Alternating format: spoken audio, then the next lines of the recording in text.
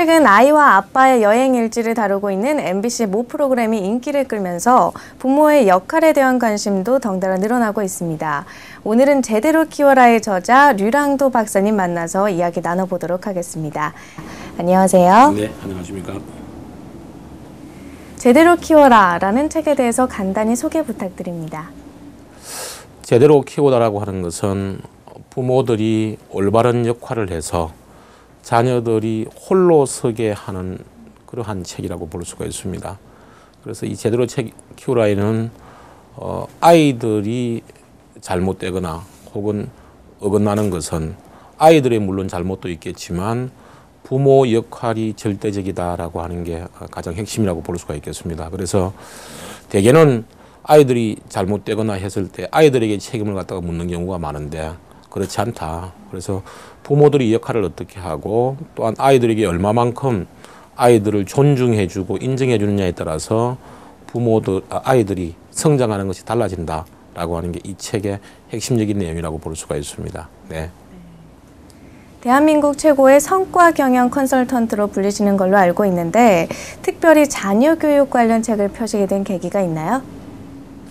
제가 한 20년 가까이 쭉 기업 현장에서 그리고 일반 공기업에도 많이 우리 가지고 하고 있습니다만 주로 제가 임원들이나 팀장들과 같은 리더들의 임무와 역할 그리고 리더들의 역할에 따라서 구성원들의 성과가 어떻게 변화가 되고 또 구성원들이 어떻게 육성되는지에 대해서 제가 오랫동안 강연도 하고 책도 집필하고 그다음 컨설팅도 쭉 해왔었습니다. 근데 쭉 해보니까 결국은 리더의 역할이 구성원들의 성장이나 성과에 결정적인 영향을 갖다 미치고 저 스스로도 한 10여 년 전에 집에 애들한테나 그다음에 가족들한테 이러한 부모들의 역할에 따라서 아이들의 어떤 성장이 어떻게 달라지는가에 대해서 제가 관심을 굉장히 많이 가졌습니다. 그래서 그걸 한 10여 년 정도 제가 쭉 애들이 중학교 때부터 제가 실습을 쭉 했죠. 해보니까 그게 굉장히 달라지는 모습을 봐서 이걸 좀 더 부모들에게 많이 이야기를 해야 되겠다 해서 책으로 펴내게 된 겁니다. 네. 이 책에서는 부모의 유형을 방치형, 아집형, 코치형, 통제형으로 나누는데 이상적인 부모 유형은 어떤 걸까요? 저는 그렇습니다. 이상적인 부모는 없다고 생각을 합니다. 대개 이제 책을 읽으신 분들이 코치형이 가장 나은 것 아니냐 그러는데 그것도 상대적인 것 같습니다. 그래서 어떤 부모의 역량 수준이라든지 그다음에 자녀들의 상태에 따라서 자녀들이 아직 좀 어리고 뭘 모를 때는 통제형 부모가 필요합니다.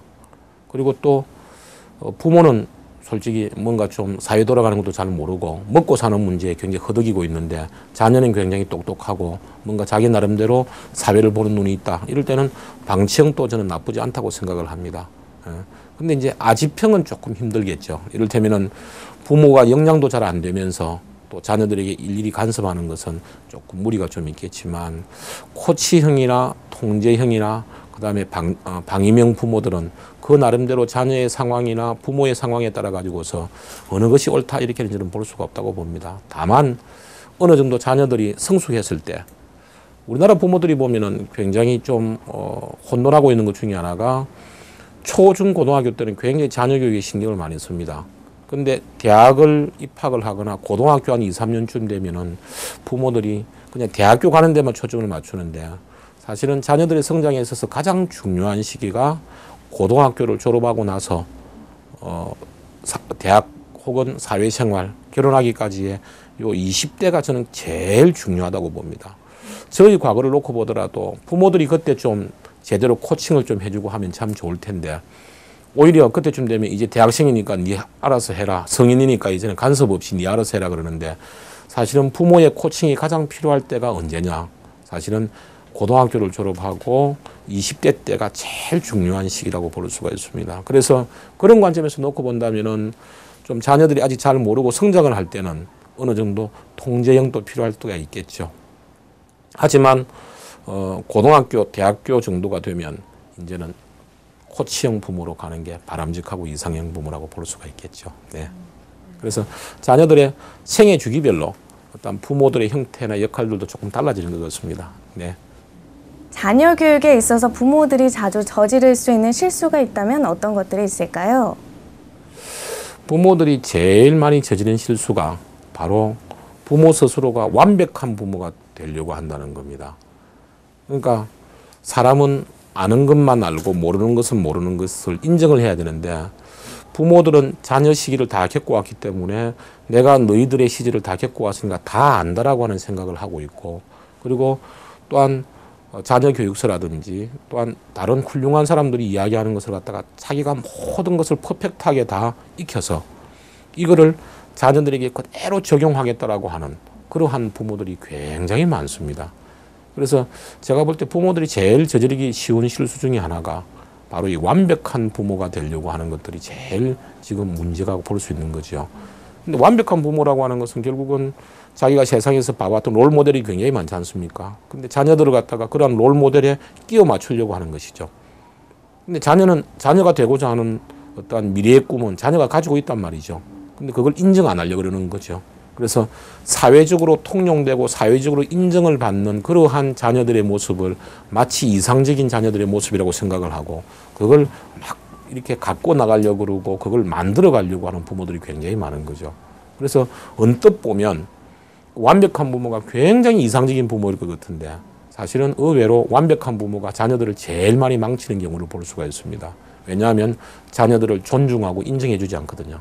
그래서 부모가 자녀를 갖다가 육성할 때 제일 핵심적인 어떤 첫 출발점은 뭐냐?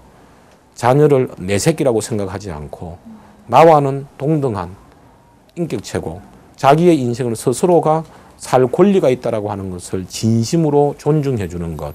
그게 저는 자녀를 갖다가 대하는 부모의 가장 중요한 시각이라고 봅니다. 근데 그러한 자녀를 바라보는 관점 자체가 내 새끼 내 마음대로 한다. 내가 놓은 피부치니까 내가 어떻게 하든 상관이 없다라고 하는 그러한 정근대적인 생각을 가지고 있는 부모들은 결코 자녀들을 갖다가 올바르게 저는 키울 수 없다고 생각을 합니다.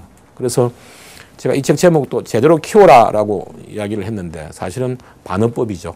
제대로 키우는 것이 아니라 제대로 홀로 서게 해줘라라고 하는 게 사실은 이 책에서 제가 해주고 싶었던 이야기들이죠. 예. 제대로 키워라 책만 본다면 저자님께서는 굉장히 자녀 교육을 훌륭하게 해내셨을 것 같은데 어떠신가요? 뭐 책 내용을 보신 분들은 아시겠지만 저도 시행착오를 많이 겪었고 이 책이 바로 그 시행착오를 다른 부모들은 좀 겪지 말았으면 하는 그런 차원에서 제가 이야기했던 겁니다. 저도 책에 나오는 뭐 토마스 고던의 하지 말아야 될 말이라든지 이런 말들 무수히 많이 했었습니다. 예, 그래서 애들이 이제 어릴 때 혹은 초등학교 시절에 그러한 제가 반응들을 보이고 했을 때 애들이 좀 뻗나가고 말도 잘 안 듣고 하는 걸 보면서 제가 많이 고민을 했던 것 중에 하나가 이런 식으로 해서는 안 되겠다. 좀 더 자녀들이 제대로 성장을 하게 하려고 그러면은 제 태도나 말투나 여러 가지 것들이 많이 좀 바뀌어야 되겠다라고 하는 생각들을 갖다 제가 굉장히 많이 하게 된 것이었죠. 그리고 이제 제가 큰애가 책에도 나옵니다만 중학교 때 저한테 이야기한 게 바이올린을 하고 싶다라고 하는 이야기를 했었습니다. 근데 이제 그 바이올린을 그때 연주를 하고 싶다고 그랬죠. 바이올린 연주하는 연주가가 되고 싶다고 그랬었는데 제가 불러 앉혀놓고 한 이야기가 대한민국에서 최고가 될 자신이 있느냐? 예, 잘할 자신이 있습니다. 아니, 잘할 자신 말고 1등할 자신이 있느냐? 없는 것입니다. 그럼 하지 마라. 뭐 대충 해서 그냥 교섭 선언하고 시향에 들어가서 단원댕도 되는 것은 그거는 별로 바람직하지가 않는 것 같다. 차라리 네가 좋아하는 공부를 하도록 해라. 해서 애가 그 꿈을 이제 접었습니다. 그래서 이제 제가 중학교 2학년 때 애를 앉혀놓고 중간고사를 갖다가 치기 전에 이제는 너 공부를 해야 되니까 지금부터 공부를 잘하는 게 굉장히 중요하다. 고등학교도 가야 되니까. 그래서 이제 이번 중간고사 때부터 열심히 좀 해라 라고 이야기를 했거든요. 근데 애가 열심히 하겠다 그래 놓고 중간고사 성적이 보니까 70점 정도밖에 안 되는 겁니다. 그래서 제가 화가 좀 많이 났죠. 그래서 제가 애를 앉혀놓고 너 아빠가 이번 중간고사 때부터 열심히 공부해야 된다고 그러지 않았느냐라고 이야기하니까 공부를 열심히 했다는 겁니다. 엄마한테 물어보래요. 그래서 엄마한테 제가 불러서 당신 애가 열심히 공부하는 거 봤느냐라고 물어보니까 정말 열심히 공부했다. 독서실도 가고 3시간밖에 안 자고 열심히 공부했다. 근데 왜 성적이 이 모양이냐라고 제가 물었더니만 아빠가 성적은 이야기하지 않았느냐 이런 이야기를 하는 겁니다.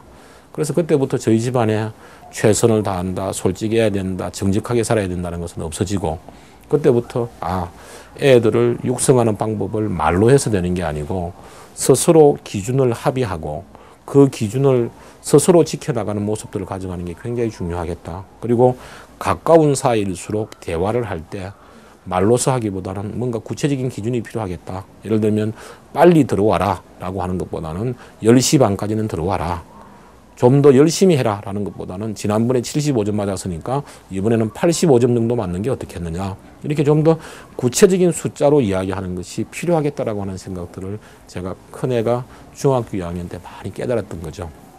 그래서 처음부터 저도 소위 이 책을 읽어보신 분들은 제가 대단한 롤 모델이 되는 줄 생각하시는데 저도 시행착오를 많이 겪은 사람이고 또한 그 이후에 애들이 중고등학교, 대학교 시절에도 저도 이 책에서 나오는 여러 가지 좋지 못한 모습들을 남들보다는 좀 적을지는 모르겠지만 많이들 보였죠. 그래서 이 세상 사람들이 이야기하는 세상에 단 하나밖에 없는 최고가 된다든지 혹은 미국의 예일대학교 박사가 된다든지 혹은 하버드 대학교에 진출한다든지 혹은 수능에서 1등을 한다든지 거창한 의사가 된다든지 하는 그러한 식의 어떤 자녀들의 성공이라고 그런다면 저도 성공한 사람이 못 되죠. 근데 하나 말씀드릴 수 있는 것은 자녀들이 스스로 정말 하고 싶고 잘할 수 있는 일을 갖다가 하게 했느냐. 그건 제가 말씀드릴 수가 있습니다. 그래서 제 만족이 중요한 게 아니고 자녀들 스스로가 자기가 하고 있는 일에 대해서 행복감을 느끼고 만족하고 자기 인생에 대한 가치를 느끼고 하는 게 훨씬 더 저는 중요하다고 생각하기 때문에 자녀 관점에서는 저도 자녀들이 행복해 하니까 저는 그걸로서 충분하다고 생각을 합니다. 네. 결국 이상적인 자녀 교육의 끝은 올바른 진로 선택일 것 같은데 어떤가요? 이제 우리가 보통 진로라고 이야기를 하면은 대개 이제 학교를 많이 떠올리는데요. 예를 들면은 어느 대학에 진학을 해서 그다음 어떤 회사에 취직을 하고 혹은 어떤 직업을 가지고 하는 것을 진로라고 생각을 많이 하는데 자녀들의 인생을 놓고 볼 때는 진로라고 한다면은 결국은 두 가지 문제일 것 같습니다. 첫째는 내가 앞으로 성장을 해서 이 사회에 기여하고자 하는 게 뭔가 그걸 우리가 좀 어려운 말로 미션이라고 그러죠. 그래서 내가 인생을 살아가면서 가치 있는 인생을 살아가야 되는데 나는 이 사회에 어떠한 가치를 기여할 것인가 혹은 무엇을 헌신할 것인가. 예를 들면 제3세계에 있는 어린아이들이 행복하게 성장할 수 있도록 하는데 나는 기여하고 싶다든지 혹은 우리나라에 예를 들면 왕따 학생들이 좀 더 좋은 환경에서 올바른 성장을 할 수 있도록 하는데 내가 앞으로 인생을 갖다가 바치겠다든지 이러한 소위 자기가 이 사회에 기여하고자 하는 것이 명확하게 좀 서야 된다고 보는 거고요. 그래서 진로 선택의 핵심은 인생의 목적을 갖다가 제대로 그리는 게 핵심인 것 같고요. 그러한 인생의 목적을 제대로 추구하기 위해서 내가 그럼 어떠한 직업을 선택할 것인가. 예를 들면 왕따 학생들을 갖다가 도와주기 위해서는 선택할 수 있는 직업이 굉장히 많습니다. 예를 들면 신부님이 될 수 있는 방법도 있고요. 그 다음에 훌륭한 방송인이 되는 방법도 있고요. 또한 그래들을 갖다가 돌봐줄 수 있는 사회복지사가 될 수 있는 방법도 있고요. 또한 기업인이 되어가지고서 돈을 벌어가지고서 후원을 해줄 수 있는 방법도 있고요. 또한 동화 작가나 저자가 되어가지고서 학생들에게 훌륭한 말을 갖다 전달해 줄 수도 있고요. 여러 가지 어떤 선택이 가능한 직업이 있을 수가 있죠.